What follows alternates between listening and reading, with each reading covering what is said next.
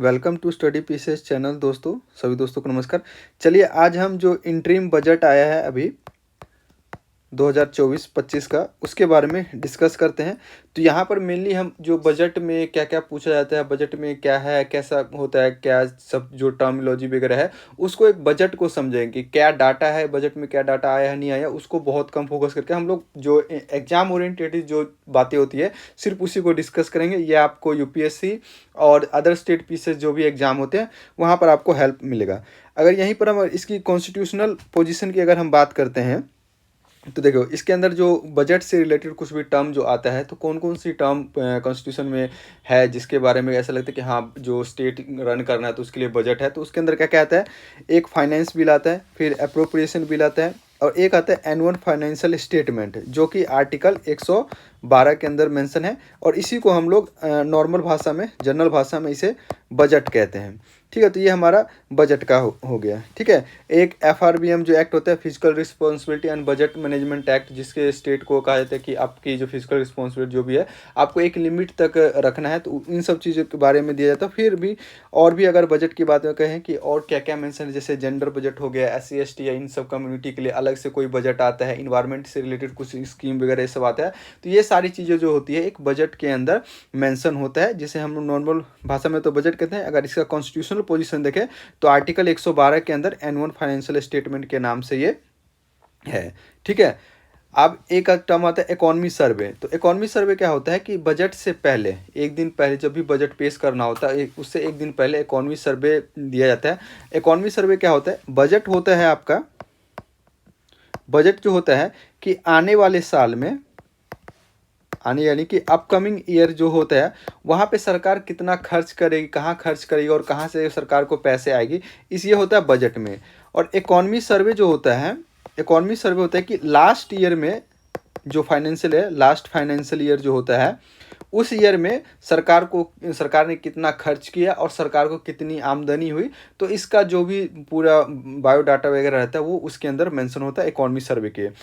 लेकिन अगर जैसे 2024 है, 2024 के अंदर लोकसभा का इलेक्शन है। तो जब भी इलेक्शन ईयर होता है तो उस समय क्या होता है कि फुल फ्लैज बजट नहीं पेश किया जाता है, एक इंटरिम बजट पेश किया जाता है। ठीक है, इसलिए इस बार जो फुल फ्लैज बजट नहीं आया, इंटरिम बजट आया है। और अभी इकोनॉमी सर्वे अगर बताइए तो प्रॉपर इकोनॉमी सर्वे भी जो होता है वो पेश नहीं किया जाता है फाइनेंशियल ईयर के अंदर, अगर जब चुनावी इलेक्शन, जब चुनावी समय होता है उस समय। ठीक है, यहाँ पर जनरल बजट होता है और इंटरिम बजट, दोनों बजट हो। जनरल बजट जो हर साल होता है उसको कहते हैं, और चुनाव से पहले जो बजट पेश किया जाता है उसे हम लोग नॉर्मली इंटरिम बजट कहते हैं। अगर इंटरिम बजट देखें तो इसको पेश किया किन्होंने? तो जो हमारे निर्मला सीतारमण है, फाइनेंस मिनिस्टर है, उन्होंने इसको पेश किया है। ठीक है, इसके बारे में अगर देखें कि कॉन्स्टिट्यूशनल में मंडेट है या गवर्नमेंट के लिए ऐसा कोई मंडेट है कि आपको जो बजट लाना ही पड़ेगा इंटरिम बजट, तो ऐसा कोई भी प्रोविज़न नहीं दिया गया है हमारे कॉन्स्टिट्यूशन के अंदर। और इस स्कीम क्या होता है कि इंटरिम बजट के अंदर ये भी होता है कि आप कोई बड़े बड़े स्कीम वगैरह को लॉन्च नहीं कर सकते हैं, क्योंकि ये डेफिनेट नहीं होता कि कौन सी गवर्नमेंट बनेगी, कौन सी पार्टी की सरकार बनेगी। तो कोई बिग अनाउंसमेंट वगैरह नहीं किया जाता है। ठीक है, चलिए अब देखते हैं हम लोग कि बजट, अगर हम बजट के बारे में देखें तो बजट जो होता है कि आपका जो लेखा जोखा होता है, जो हम लोग भी करते हैं कि बैलेंस करने का काम होता है, उसे बजट कहा जाता है। तो बजट में अगर देखें तो दो चीज़ होता है, एक होता है कैपिटल रिसिप्ट, एक होता है रेवेन्यू।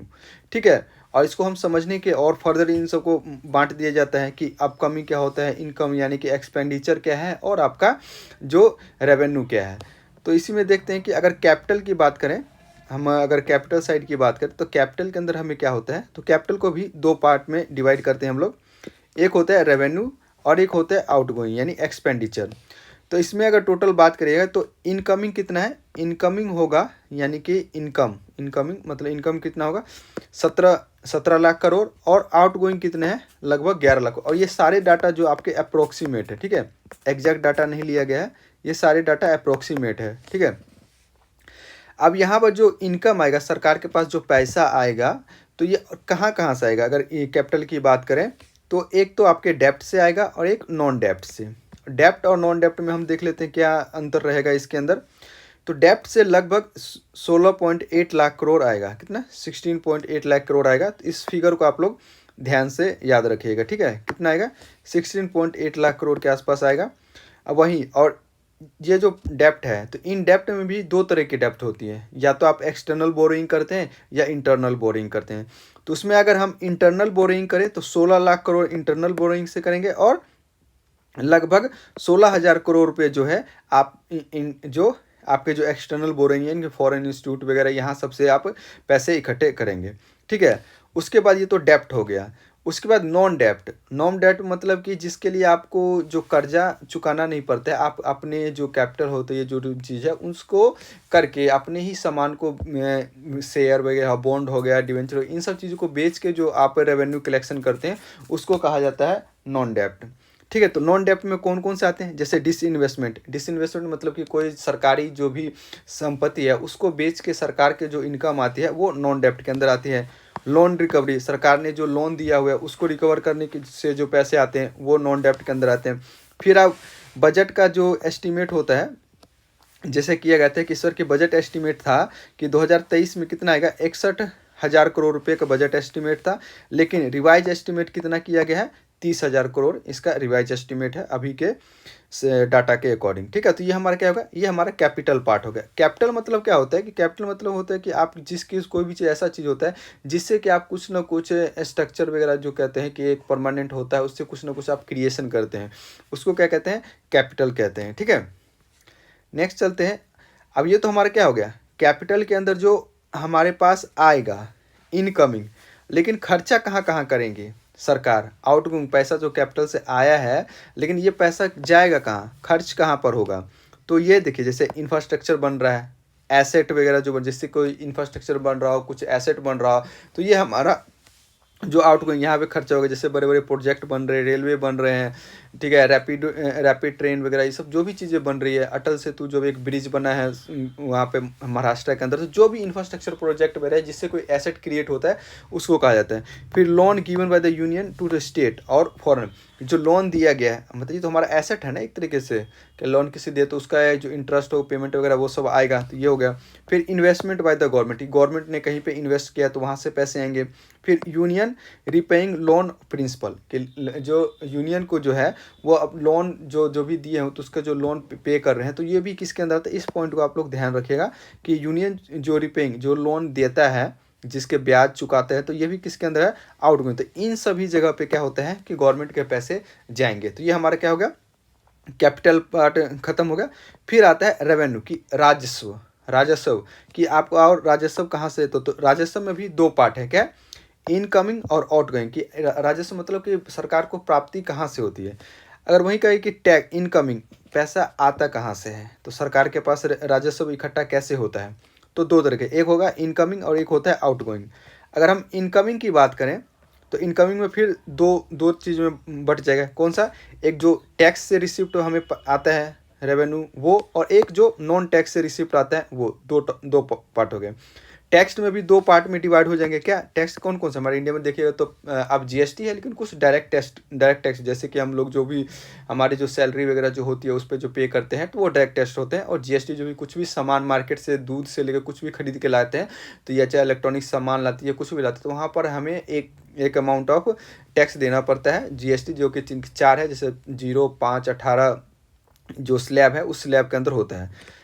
तो डायरेक्ट टैक्स की अगर हम लोग बात करें तो डायरेक्ट टैक्स क्या होता है, कॉरपोरेशन टैक्स हो गया, जैसे है मैट हो गया, इनकम टैक्स हो गया, ये डायरेक्ट टैक्स जो कि जो वियरर होता है, जो डायरेक्ट इसके ऊपर इन्वॉल्वमेंट है, जैसे कि मेरी जितनी सैलरी होगी या मेरी जितनी इनकम होगी उसके अकॉर्डिंग उस पर टैक्स लगेगा। ये क्या हो, डायरेक्ट कि आपके से डायरेक्ट टैक्स लिया जाएगा।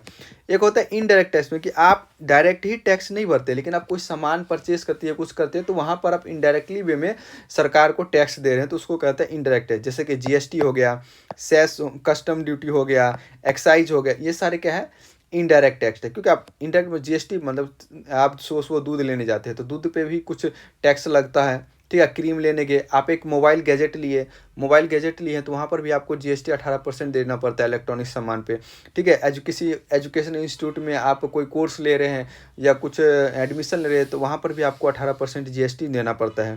तो ये सारी चीज़ें होगी, ठीक है। ये जो टैक्स वगैरह है, तो टैक्स और नॉन टैक्स की जो बात हुई है, तो सरकार ने कहा था कि जो हमारे जो फाइनेंस कमीशन एन के सिंह थे, तो उन्होंने कहा था कि ये जो सारे जो भी कलेक्शन हो रहा है, इसका 41% जो है स्टेट के साथ शेयर किया जाएगा। क्या 41? किसने कहा था? तो एन के सिंह ने कहा था, ठीक है, जो कि हमारे 15th फाइनेंस कमीशन थे। क्या 15th फाइनेंस कमीशन थे। अब क्या है 16th फाइनेंस कमीशन कौन बने हैं? तो आप लोग कमेंट सेक्शन में बताइएगा। वो पहले नीति आयोग से जुड़े हुए थे, तो आप लोग कमेंट में वो पता होगा तो कमेंट सेक्शन में बताइएगा।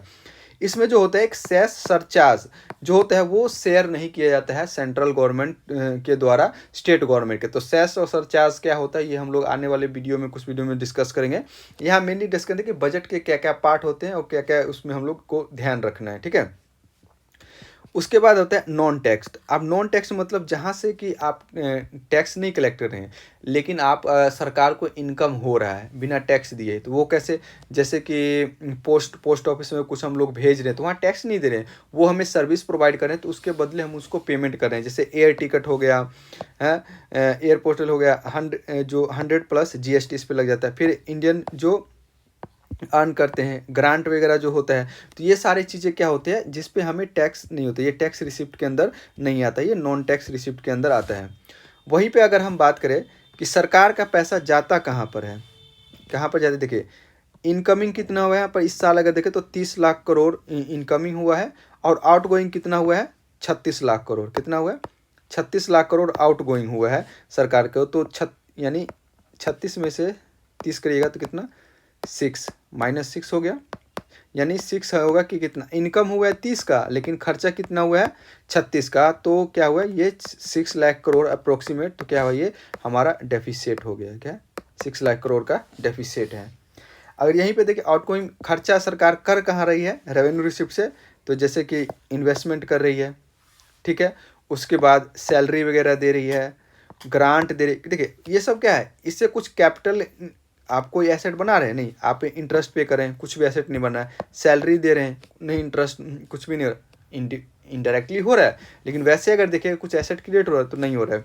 सब्सिडी देख रहे हैं, सब्सिडी, ये वाला पॉइंट याद रहेगा, सब्सिडी में जो है 3.8 लाख करोड़ जो सब्सिडी दिया जा रहा है। इन सब्सिडी में भी सबसे ज़्यादा अगर देखें कि सब्सिडी किसको दी जा रही है, तो फूड सब्सिडी सबसे ज़्यादा दे रहे हैं, लगभग 2 लाख करोड़ दिया जा रहा है, जो कि मैक्सिमम है। उसके बाद देखें जो नेशनल फूड सिक्योरिटी एक्ट जो लाए गए थे, यानी कि जो पीएम गरीब कल्याण योजना जो उसके अकॉर्डिंग जो दे रहे हैं, यानी फूड सब्सिडी दिया जा रहा है। उसके बाद फर्टिलाइजर और उसके बाद एलपीजी। तो ये सीक्वेंस याद रखिएगा। पहला किसके है? फूड सब्सिडी पे है, उसके बाद फर्टिलाइजर पे है, उसके बाद एलपीजी पे ये सब्सिडी दे रहे हैं। ठीक है, वहीं पे अगर देखें ग्रांट फॉर कैपिटल एसेट, तो ये सभी कहाँ के आ जाता है? तो ये आउटगोइंग के अंदर ये सारा आ जाता है। ठीक है, अब देख लेते हैं हम लोग कैपिटल बजट। ठीक है, यहाँ पर शॉर्ट में जितना चीज़ कहें, ये हमारा कि बजट पूरा होता है, ये सारा पूरा बजट का स्ट्रक्चर होता है, क्या करना है नहीं करना, तो ये शॉर्ट में यहाँ पर हम लोग बताएं। आप देख लेते हैं कि रेवेन्यू बजट वगैरह जैसे अभी बताए थे कि रेवेन्यू बजट कितना था, इनकमिंग तो 30 लाख करोड़ था और आउटगोइंग कितना है 36 लाख, यानी कि 6 लाख करोड़ का घटा है। उसके बाद कैपिटल बजट की देखें तो इनकमिंग कितना है 17 लाख करोड़ और आउटगोइंग कितना है 11 लाख करोड़। तो यहाँ पर क्या हुआ? तो फिजिकल डेफिसिट नहीं हुआ, क्योंकि जितना आया है उससे कम खर्च हुआ था, यानी ये सरप्लस है। क्या ये सरप्लस है? और जो हमारा कैपिटल होता है वो जनरली हमारा सरप्लस ही रहता है, और रेवेन्यू जो रहता है वो हमारा जो ज़्यादातर क्या रहता है, हमारा डेफिसिट में रहता है। वहीं पर एक टर्म आता है, अब यहाँ पर आप देखिएगा, तो यहाँ पर आप लोगों को एक टर्म मिलेगा फिजिकल नहीं डेफिसिट। क्या? Physical deficit. तो फिजिकल डेफिसिट क्या होता है? तो इससे पहले आप लोग जानिए कि बजट डेफिसिट क्या होता है। तो बजट डेफिसिट क्या होता है? Total expenditure minus total revenue. तो टोटल एक्सपेंडिचर कितना हुआ है आप देख लीजिए कि यहाँ एक्सपेंडिचर, यहाँ से जो रेवेन्यू रिसिप्ट से देखिएगा 36 लाख करोड़, फिर इधर से अगर देखिएगा कैपिटल साइड से कितना हुआ है तो 11 लाख करोड़, यानी 36 + 11 ये कितने हो गए? 47 लाख करोड़ क्या हुआ है हमारा खर्चा, यानी आउटगोइंग। अगर वहीं पर दोनों को मिला, कैपिटल और रेवेन्यू को मिला के देखें इनकम कितना हुआ है, तो यहाँ से हुआ 30 लाख प्लस यहाँ से 17 लाख करोड़, तो टोटल कितना होगा 47 लाख करोड़। अगर यहीं बजट डेफिसिट की हम अगर बात करेंगे तो कितना टोटल एक्सपेंडिचर कितना है 47 लाख करोड़, और टोटल रेवेन्यू कितना हुआ है 47 लाख करोड़। तो क्या हुआ बजट डेफिसिट क्या हुआ जीरो। तो ये क्या होता है, हमेशा बजट जो है जीरो दिखाया जाता है गवर्नमेंट के द्वारा कि जितना हम लोग खर्चा करें उतना हम इनकम कर लेते हैं, लेकिन बट ऐसा रियल में नहीं होता है। तो एक टर्म आता है जैसे कि ये तमिलनाडु बोर्ड का डेफिनेशन है, द फिजिकल डेफिसिट। तो फिजिकल डेफिसिट क्या होता है, जो आपका budget deficit plus government market borrowing and liability, कि गवर्नमेंट से जितना मार्केट से बोरोइंग लिया है गवर्नमेंट ने और जितनी लाइबिलिटी है उसको अगर हम लोग जोड़ देते हैं, वो जाके कहलाता है आपका फिजिकल डेफिसिट, यानी राजकोषीय घाटा।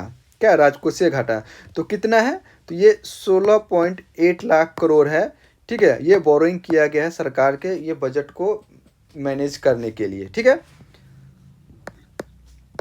देखिए इनकम कितना हुआ है 30 लाख करोड़, एक्सपेंडिचर 47 लाख करोड़, तो बोरोइंग कितना करना पड़ा है, तो 16.8 लाख करोड़ जो सरकार को बोरोइंग करना पड़ा है इसको बैलेंस करने के लिए। तो फिजिकल डेफिसिट अपना 60 lakh 8 crore. Interest on the earlier loan, जो इसमें अगर देखेगा तो इंटरेस्ट कितना पे किया, तो 11.9 लाख करोड़ जो है जो प्रीवियस जो लोन वगैरह चल रहे हैं उसी को पे करने में गया है। उसके बाद प्राइमरी डेफिसिट की बात करिए गया, तो प्राइमरी डेफिसिट कितना है 6.8 माइनस 11.9 यानी 4.9 लाख करोड़। यहाँ पर आता है दो चीज़ें होती है क्या, एक होता है फिजिकल डेफिसिट, तो बता दें कि बोरोइंग कितना कर रहे हैं गवर्नमेंट, उसको ऐड कर देंगे फिजिकल आपका जो बजट डेफिसिट में। उसके बाद एक आता है कि प्राइमरी डेफिसिट, और भी रिलैक्स करने के लिए और अच्छे तरीके से करने के लिए एक टर्म यूज़ किया गया है प्राइमरी डेफिसिट। तो यहाँ पर डायरेक्टली क्वेश्चन पूछ लेते हैं कि प्राइमरी डेफिसिट कितना रहा है, फिजिकल डेफिसिट कितना रहा है, तो कितना है 4.1 लाख करोड़ है। जो आपका जो बोरोइंग लोन है कॉस्ट है उसमें से घटा के आप अगर ये माइनस कर देते हैं तो वो आपका ये चीज़ हो जाता है। ठीक है, उसके बाद हम बात करें रेवेन्यू डेफिसिट। रेवेन्यू डेफिसिट, तो रेवेन्यू डेफिसिट क्या होता है, इनकमिंग तो ये हो गया आपका 30 लाख करोड़, एक्सपेंडिचर कितना हुआ 36 लाख करोड़, तो डेफिसिट कितना हुआ 6.5 लाख करोड़। देख लीजिए फिजिकल डेफिसिट कितना है 16.8 लाख करोड़। अगर वहीं अगर आप रेवेन्यू डेफिसिट की बात करें तो कितना है 6.5 लाख करोड़, जो कि टोटल जीडीपी का लगभग 2% है। वहीं पे एक टर्म आता है effective revenue deficit. Effective revenue deficit क्या होता है कि रेवेन्यू डेफिसिट में अगर आप ग्रांट फॉर कैपिटल एसेट वगैरह जो होता है अगर वो हम माइनस कर देते हैं तो वो हमारा कैपिटल एसेट है। तो 6.50 रेवेन्यू डेफिसिट है और माइनस 3.85 यानी 2.6 लाख करोड़ जो है आपका इफेक्टिव रेवेन्यू डेफिसिट है, जो कि टोटल जीडीपी का 0.8% है। ठीक है, टारगेट क्या है इंडिया का, the physical deficit below 4.5% of the GDP bye 2025 and 26। ठीक है, यहाँ पर शॉर्ट में सभी जितने भी डेफिसिट वगैरह है इन सबको दे दिए। जैसे कि फिजिकल डेफिसिट की अगर बात करेंगे तो ये कितना है 3% है जीडीपी का, कितना है आपका 17 लाख, ये क्या है 17,27,555 के आसपास है। उसके बाद अगर इसके दिखेगा तो ये हो जाएगा 5.9%, ये हो जाएगा आपका 5.8% और ये 5.1% 2023-24 में 25 में, ये 23-24 में, 2023-24 ये एस्टिमेट है, ये रिवाइज एस्टिमेट है और ये आपका एक्चुअल है। ये सारे डाटा आपको दिए गए हैं। जैसे रेवेन्यू डेफिसिट की बात करें तो 3.9% 2023-24 में एक्चुअल रखा गया है, लेकिन जो 2023-24 का जो बजट था उसमें एस्टिमेट किया गया था कि 2.9 रहेगा। उसी प्रकार से अगर रिवाइज एस्टिमेट की बात करें 2023-24 के लिए तो 2.8 था, लेकिन 2024-25 के लिए जो बजट किया गया है तो 2.9%।